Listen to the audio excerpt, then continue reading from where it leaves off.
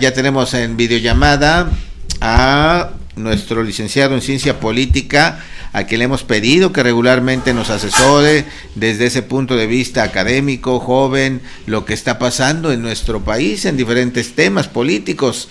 Y el día de hoy, Salvador Navarro Martínez nos va a hablar de la sobrerepresentación, esto que está en boca de todos, que está en debate en el Congreso, para el Congreso Federal, y por supuesto las consecuencias de lo que esto puede traer. Se habla mucho, se entiende poco, queremos que nos lo expliquen, así es que ya lo tenemos en la videollamada. Salvador, ¿cómo estás? Buenos días. ¿Qué tal, Evaristo? Buenos días a todos y a todas. Oye, ¿qué cosas pasan en nuestro país con esto de la sobrerepresentación? Y esto último que dijo el presidente de México, que va a poner en pausa a los embajadores de Estados Unidos y Canadá. ¿Qué significará eso, no? Así es, pues sin duda estamos viviendo momentos críticos en el país, en donde, pues, como dices, estamos en un escenario en donde vamos a pausar la relación diplomática que tenemos con los Estados Unidos y con Canadá, con nuestros principales socios comerciales, nuestros vecinos del norte con los que tenemos el Tratado de Libre Comercio. Pero bueno, todo esto se da a partir de las declaraciones que da el embajador Ken Salazar de los Estados Unidos sobre la reforma al Poder Judicial. Pero bueno, ya entrando en temas sobre el tema de la sobre representación, es lo que vamos a hablar hoy, hay que entender un poco qué entendemos por sobre representación.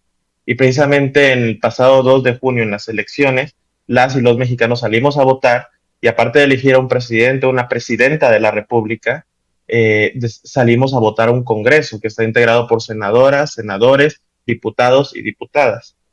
Debemos entender que el total de los diputados son 500 diputados y las reglas establecen de nuestra Constitución que ningún partido puede tener más de 300 diputados.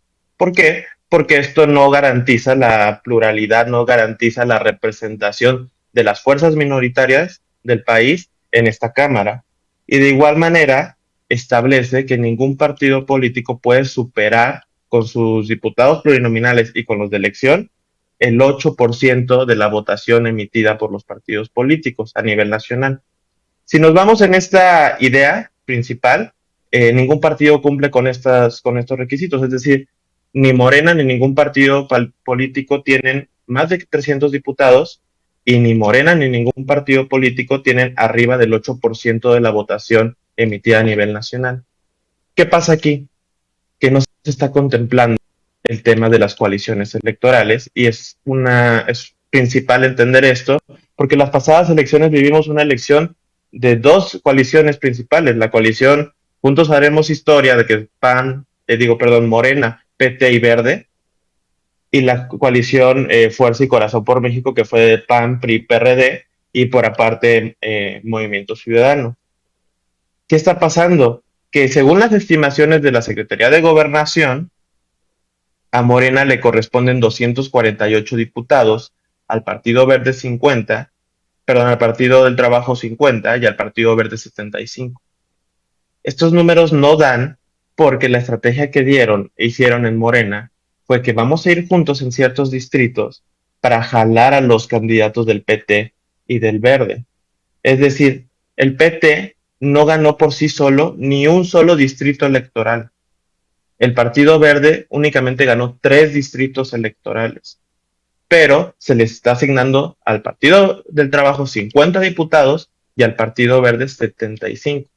Y si sumamos esta gran coalición de partidos políticos, tenemos una sobrerepresentación del 20%, pero esto no lo establece la ley, pero esperábamos que el Consejo Nacional del Instituto Electoral, del INE, pues emitiera una nueva pues, postura respecto a esto. No lo hizo y ahora se va a ir al Tribunal Electoral.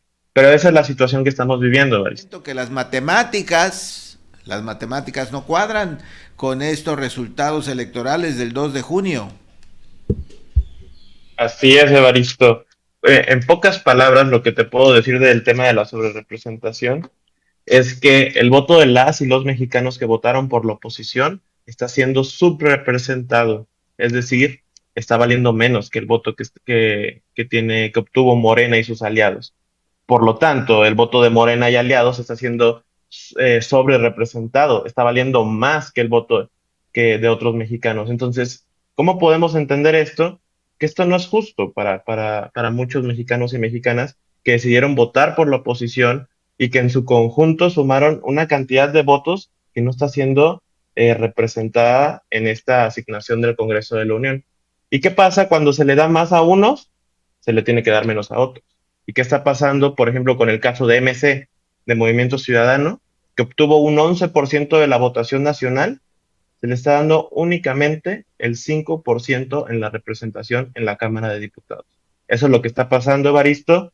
Sin lugar a duda, está Morena y aliados utilizando viejas herramientas que utilizaban el PRI del pasado, el PRI de antes, el PRI autoritario, para obtener mayoría absoluta y relativa en el Congreso de la Unión, que no nos logró en la Cámara de Senadores, pero que por ahí ya salieron a decir que van a hacer lo necesario y sea lo necesario, sea comprar, sea amenazar a otros senadores para obtener esos votos. Así es, de hecho ya veíamos en medios nacionales que ya están cantando victoria, que ya tienen los senadores que les hacen falta. Y ayer justamente por televisión pasaron una entrevista. Oiga, usted creo era de no sé qué partido, creo que era del PRD. ¿Usted se va a pasar a Morena? No sé, sin comentarios. Y que se van, que se van. Eso en México es muy fácil de interpretar, ¿verdad? Que hay mucho de verdad en eso que se dice. Así es que nos espera una mayoría absoluta, completa, sin oposición, sin ningún problema para el próximo gobierno federal. ¿Qué tema Chava? ¿Qué situación? Vamos a ver qué es lo que ocurre al final. Ya quedan solamente días para que este domingo asuman las dos cámaras. Así es que no se prevé, si no cambian las cosas, no se prevé que haya otra situación más que Morena tenga la mayoría de su lado. Dos preguntas más, Chava. Toda esta situación, pues me parece que es sencillo votar por alguien y sacar el porcentaje proporcional de los demás. Parece sencillo. ¿Crees que estas alianzas fueron lo que complicó el conteo, la revisión, la suma y todo esto? Porque como digo, pareciera muy sencillo. Bueno, tú sacaste 10, pues te toca uno, sacaste 30, etcétera. ¿Qué complicó toda esta situación? Sin lugar a duda, como te digo, esto es una vieja herramienta que utilizaba el PRI, que necesita reformar. Necesitamos una reforma político-electoral para atender este tema, porque el tema de las alianzas, las coaliciones, complica todo este tema de asignación de diputaciones. Como te decía, el principio normativo que está en la Constitución, que dice que ningún partido político debe tener más de 300 diputados y no rebasar el 8% arriba de la votación emitida a nivel nacional, ningún partido lo cumple y en ese sentido estamos bien, pero no se está contando los votos y no se está contando la representación de diputados por coalición. Y si nos vamos a contar por coalición, Morena y aliados tienen una sobrerepresentación del 20%.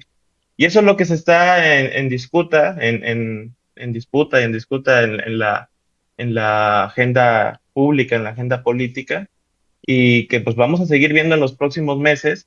Como dices, pues ya es difícil dar un reversazo a todo esto a estas alturas. El próximo domingo se va a integrar el nuevo Congreso de la Unión, vamos a tener nuevos diputados, vamos a tener nuevos senadores, nuevas senadoras, y ya es difícil que el Tribunal Electoral pueda dar reversazo a todo esto, sobre todo en esta coyuntura que está viviendo el Poder Judicial con el tema de la reforma.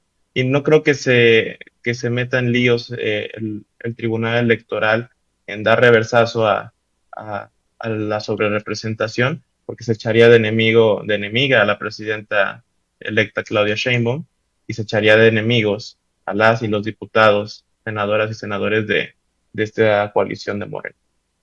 ¿Qué situación, Chava, en medio de este debate, paros laborales, plantones por la reforma judicial, en medio de este conflicto ahora con estos dos embajadores? Bueno, Bueno, cuánta cosa está pasando pues en materia política, esperemos que todo se resuelva para bien. Y por último, ¿qué escenario ves de que se consume esta mayoría de Morena y sus aliados? ¿Cuál es el escenario que ves? Y sobre todo, ¿qué debe hacer un ciudadano que hoy parece no estar consciente de lo que está pasando en este tema y que no le ve la importancia, la magnitud que tiene? No sé, recomendarle que se informe, que esté pendiente, atento, ¿no? A todo lo que está pasando. Así es, pues primero que nada, como dices, hay que estar al pendiente de lo que está pasando a nivel nacional, no perderle la pista a esa reforma, a la reforma del Poder Judicial, a las reformas que vienen ahora para desaparecer al INAI o a otros organismos autónomos. Pues hay que estar al pendiente. ¿Qué es lo que yo veo para los próximos meses y para el próximo sexenio, se podría decir? Veo un poco de inestabilidad porque las fuerzas políticas minoritarias, las de oposición, no van a obtener como tener este bloque de contención que se tenía en la legislatura pasada en el Senado de la República, por lo menos, no lo van a tener. Entonces, eso quiere decir que van a terminar perdiendo todas las votaciones. Lo importante aquí es que no tienen que perder la narrativa. Entonces, mientras continúen siendo un bloque de oposición, tal vez no único, tal vez un poco heterogéneo, es decir, mientras MC tiene una postura, el PAN va a tener otra, mientras el PRI tiene una postura, eh, el PAN va a tener otra, se debe entender que debe continuar esa misma narrativa y no perderse del punto central. Y bueno, como hemos platicado aquí, Evaristo, viene la conformación de nuevos partidos políticos, por lo tanto, la conformación de nuevas fuerzas políticas que tal vez van a tener relevancia en esta nueva conformación del Congreso, porque pues, los senadores son electos por 6 años, pero los diputados y diputadas son electos únicamente por 3. Y vamos a ver en el 27 cómo nos va con estas nuevas elecciones. Perfecto, nos vemos en el 27 entonces. Muchas gracias Chava por estos comentarios, por esta explicación que nos permite entender pues lo que está pasando, en este caso particular, en la conformación del Congreso de la Unión. Muchas gracias, que tengas excelente día. Hasta pronto. Gracias, hasta luego. Ay, caray, es que pues para entender esto sí, sí, cuesta, ¿eh? Y es que México es un país que está politizado, pero no a fondo. Estamos politizados por arriba, por encimita. Lo que nos dicen los políticos que nosotros seguimos, pero no leemos, no revisamos, no analizamos las consecuencias.